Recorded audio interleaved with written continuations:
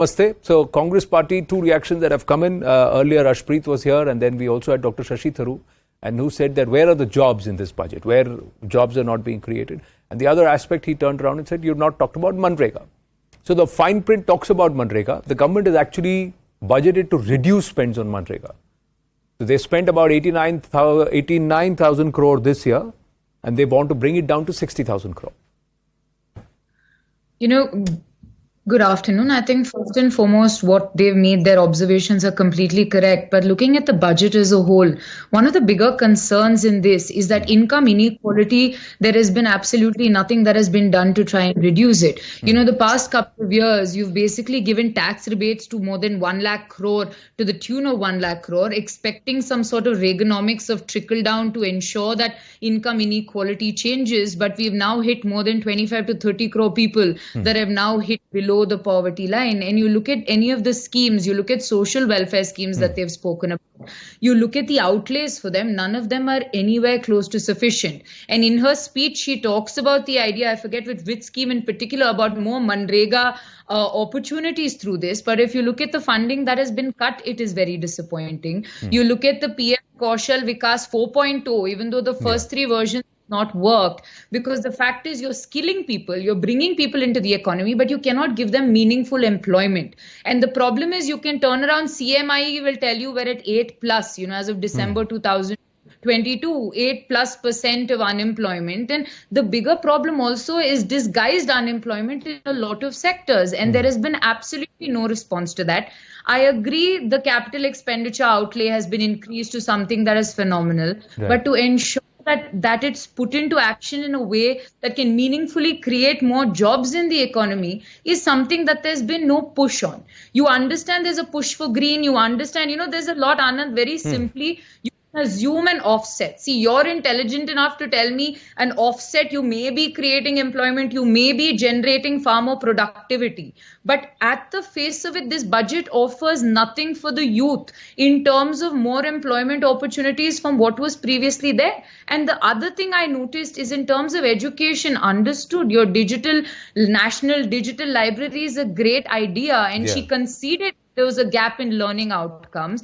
But you have to tell me how a digital divide which existed 2 years ago is not going to exist now, because we saw the way rural children suffered during COVID, and there is no meaningful way of bridging this digital divide, but you want to give them access. So there is an incentivization to the states to create physical libraries. There is a push towards digital libraries. But Aishwarya Mahadev raises the concern that do we really have the tech infrastructure, public infrastructure in place to be able to enable that? I'll take that to the panelists, and Aishwarya ji also please come in. But let's quickly listen to some of the reactions that have come in. Hindustan के road infrastructure में जो हमने निर्धार व्यक्त किया है कि world standard के रोड बनेंगे, वो उद्दिष्ट हम निश्चित रूप से पूरा कर सकेंगे। ग्रीन एनर्जी, ग्रीन पावर, हर जगह पर जो ग्रीन बात के उल्लेख किया गया, वो हमारी इकोलॉजी एंड एनवायरनमेंट को प्रोटेक्ट करने की दृष्टि से एक बहुत बड़ी पहल है। मैं मानता हूँ कि इस बजट की विशेषता ये है कि हमारे आम आदमी के जीवन में जो एयर पोल्यूशन, वाटर पोल्यूशन की जो समस्याएं गंभीर है, वो ग्रीन अप्रोच के कारण निश्चित रूप में हमारे क्वालिटी लाइफ में काफ़ी बड़ा सुधार होगा। मिडिल क्लास के बारे में सोचा नहीं जाता था, इस बार पहली बार मिडिल क्लास को भी काफ़ी राहत दी गई है। गांव, गरीब, मजदूर और किसान का कल्याण करने वाला और प्रधानमंत्री मोदी जी के नेतृत्व में आत्मनिर्भर भारत का सपना पूरा करने वाला और हिंदुस्तान को वर्ल्ड की इकोनॉमी में एक सुपर इकोनॉमिक पावर बनाने के लिए ले जाने वाला ऐसा ये बजट है। स्क्रैपिंग के लिए जो विशेष रूप से हमारी रिसाइकलिंग इंडस्ट्री थी, उसके बारे में राज्य सरकार और भारत सरकार दोनों जगह अब नई गाड़ी आएगी, जिससे प्रदूषण कम होगा और निश्चित रूप से स्क्रैपिंग के कार्य को भी काफ़ी बड़े इससे शुरुआत हो जाएगी। बहुत अच्छा बजट निर्मला जी ने दिया है, मैं उनका बहुत बहुत अभिनंदन करता हूं। और ये बजट प्रधानमंत्री मोदी जी के नेतृत्व में हिंदुस्तान को भविष्य में प्रगति और विकास की ओर ले जाएगा, ऐसा विश्वास व्यक्त करता हूं। बहुत बहुत धन्यवाद। नमस्कार। The significant part of the budget was a repetition of the presidential address and the economic survey report. But I am a believer in a low tax regime, so any tax cuts is welcome because giving more money in the hands of the people, in my opinion, is the best way to boost the economy. Issues that are missing are also very like Manrega, no mention of Manrega at all. Well, we have severe demands in the rural areas for employment. Unemployment in the country is at a very, very great high. Where has she talked about unemployment at all?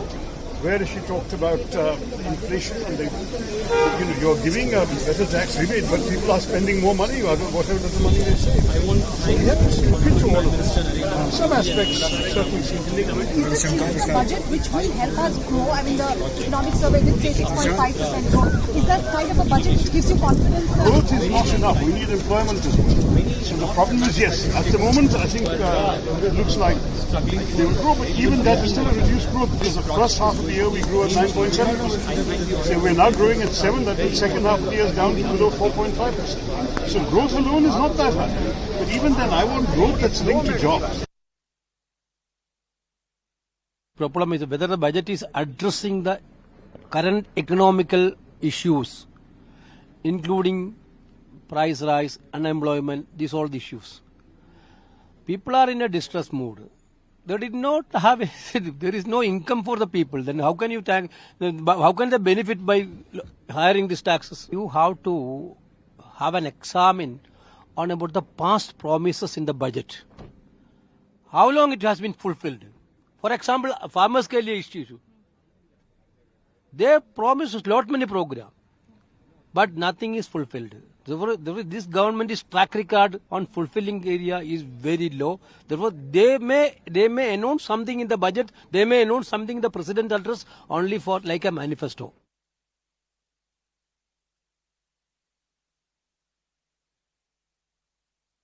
महिला के अपने सामर्थ्य की वजह से राष्ट्र का सामर्थ्य कैसे बढ़ेगा वो सेल्फ हेल्प ग्रुप के अनाउंसमेंट में विशेष रूप से उल्लेखित था। मैं इस बात का भी अभिनंदन करती हूं कि national digital library for children and adolescents, लेकिन मात्र डिजिटल इंफ्रास्ट्रक्चर नहीं, जिला स्तर पर भी हमारे बच्चे पढ़ें और बढ़ें कैसे, इसका विशेष प्रावधान आज के बजट में है। मैं विशेष अभिनंदन वित्त मंत्री जी का देती हूं कि महिला के सम्मान में उन्होंने सेविंग्स के एक नए प्रकल्प को आज राष्ट्र के सम्मुख उजागर किया। नारी शक्ति एक सशक्त राष्ट्र का निर्माण कैसे कर सकती है, उसका प्रतिबिंब आज के बजट में था। 5 से 7 लाख हो गया है मैम। मैं इतना ही कहूंगी। Well, we talk about unemployment. Is it the government's job to create jobs or the government's job to create environment that will enable private sector to create more jobs? The unemployment rate dipping down in December, but at 7%, 7.3%, it is worrisome. And like many are saying, CMI data shows 8%. So we get into that conversation. But first, and I'll bring in Sunil Alakji also. But Dr. Sangeeta Reddy, Joint Managing Director, Apollo Hospital and former President FICCI is also with us. Sangeeta ji, namaste. Your first thoughts on the budget? Would you give it a thumbs up or would you give it a average rating, thumbs down, excellent? What's your thought on the budget and why? So clearly this is a good budget. It retains its focus on growth.